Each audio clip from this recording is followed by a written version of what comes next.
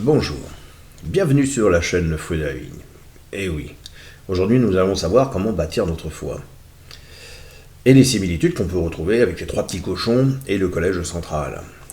Alors, la foi, si je me base sur la définition des Écritures, donnée par l'organisation, la foi est la ferme attente de choses qu'on espère. La claire démonstration de réalité que pourtant l'on ne voit pas. Hébreux, chapitre 11, verset 1. La vraie foi se distingue de la crédulité qui, elle, est une grande facilité à croire quelque chose sur une base fragile. Peut-être parce qu'on souhaite qu'il en soit ainsi. Pour que notre foi soit authentique, nous devons acquérir une connaissance de base. Nous familiariser avec les faits et cultiver une profonde gratitude pour ce que nous apprenons. Je suppose que c'est au niveau du collège central. Ainsi bien qu'il n'y a pas de vraie foi sans connaissance exacte. La Bible affirme que c'est avec le cœur qu'on exerce la foi. Pourtant, le cœur est traître, mais pourtant, c'est la région de nos pensées, et c'est notre conscience qui fera le tri, n'est-ce pas, dans son raisonnement, de manière à pouvoir permettre de comprendre les Écritures. Alors pourquoi beaucoup n'ont-ils pas la foi? Oui, pourquoi? La foi est un fruit de l'Esprit de Dieu. Or, Jéhovah accorde avec joie son esprit à quiconque le lui demande. Il s'ensuit que ceux qui n'ont pas la foi n'ont pas cherché à obtenir l'Esprit de Dieu. Ils ont peut-être de mauvais mobiles, à moins qu'ils ne s'opposent à l'action de cet esprit dans leur vie. Il y a de nombreuses causes à cela. Peut-être vouloir combattre l'organisation. N'est-ce pas? Ils n'ont pas la connaissance exacte des Écritures. Effectivement, il n'y a que l'organisation, le collège central, qui peut nous donner la connaissance exacte. Nous, on ne peut pas. Ils sont déçus par les religions. Forcément, si on pense que l'ensemble de toutes les religions sont fausses, il n'est pas évident de trouver quelle est la véritable et vraie religion. Ils ne comprennent pas pourquoi Dieu permet le mal. Il le permet, nous on le sait, mais certaines personnes ne le comprennent pas. Alors que dire? Que la foi est quand même une qualité attirante. Elle était très importante pour tous les personnages que nous étudions dans la Bible. Aujourd'hui, nombreux sont ceux qui ne savent pas vraiment ce qu'est la foi. Ils pensent qu'avoir la foi, c'est croire sans preuve, par exemple. Mais ils se trompent. Ce n'est pas croire à tout ce qu'on nous dit. La foi n'est pas un simple sentiment. Ce n'est pas croire à tout ce qu'on nous dit, et c'est aussi plus qu'une croyance. Croire à tout ce qu'on nous dit pourrait devenir dangereux. Un sentiment peut disparaître, et la croyance en Dieu n'est pas suffisante. En effet, les démons croient et frissonnent. Et comme disait Jésus, eh bien, si on avait la foi aussi gros qu'un grain de moutarde, on pourrait déplacer des montagnes. Mais alors, comment bâtir nos fondations intérieures? Et j'ai pensé à ces trois petits cochons. Eh oui. Comment éviter que le jour du Seigneur ne nous surprenne comme un voleur? Tout simplement, en vérifiant à partir des Écritures les signes des prophètes, nous donne à partir d'événements mondiaux actuels. Les prophéties annoncées par le collège central ont-elles montré de solides fondations? Non, puisque eux-mêmes l'ont reconnu. Sont-ils plus prudents aujourd'hui sur les événements mondiaux, même comme pour la Covid-19 par exemple? Certainement. Bien qu'ils disent qu'on est dans les derniers jours, ça dépend de votre foi. Quand plusieurs routes s'offriront à toi et que tu ne sauras pas laquelle choisir, n'en prends pas une au hasard.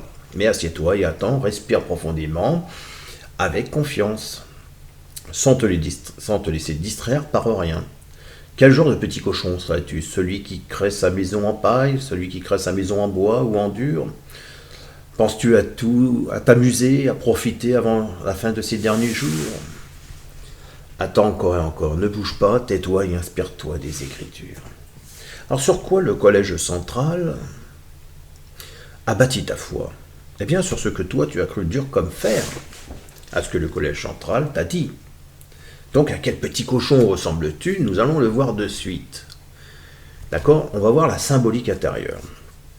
Comme de nombreux contes, l'histoire des trois petits cochons peut se lire comme une intéressante métaphore de notre fonctionnement intérieur. Le chiffre 3 symbolise les trois dimensions de base de l'être humain. Physique, émotionnel et mental. Comme pour les 3 grandes tentations de Jésus dans le désert, sur le temple et en haut de la montagne. Le premier cochon qui construit sa maison en paille, non validé par l'expérience. La construction intellectuelle qui en résulte ne pèse pas lourd par rapport à la réalité concrète. Ainsi, lorsque les épreuves et les coups durs arrivent, alias le grand méchant loup qui a soufflé sur la maison, qui pourrait être Satan, eh bien sa maison de paille ne résiste pas à la confrontation à la réalité. Tout son univers intérieur s'effondre. Le deuxième petit cochon, dont la maison est en bois, correspond à celui qui fonde sa vie sur son ressenti, sur son cœur et ses croyances. C'est déjà plus dense, comme l'eau est plus dense que l'air. Mais avec le temps, le grand méchant loup finit par en venir à bout. Car si vous relâchez, Satan, le diable, lui ne se lasse pas. Il ne se fatigue point. Enfin, il y a le dernier petit cochon, celui qui a construit une maison en briques et celui qui bâtit son existence sur du vécu, sur ses propres expériences, sur des connaissances qu'il a personnellement vérifiées et validées. La connaissance est le savoir incarné, le vécu a une densité que ni la croyance, ni le savoir abstrait. Ainsi, quand viennent les épreuves, certes ça secoue, mais cela tient bon. Êtes-vous de cela? Êtes-vous ce genre de personne qui construisait sur des bases solides? Notez que pour finir, dans cette maison de briques, du dernier petit cochon, quand les 2 autres sont venus s'y réfugier, il y avait même une cheminée dans le feu, qui est symbole universel de l'énergie spirituelle, qui est même venue au bout de tout méchant loup qui aurait tenté de s'y glisser. Eh oui, au-delà du vécu, de la croyance et du savoir, la conscience spirituelle est la seule ressource fiable pour contrer toute forme d'adversité. Alors c'est vrai que l'organisation nous dit « Soyez des imitateurs de ceux qui, grâce à la foi, à la patience, héritent des promesses. » Hébreux, chapitre 6, verset 12. Donc pourquoi la foi est si importante? Bien, Paul répond clairement à cette question.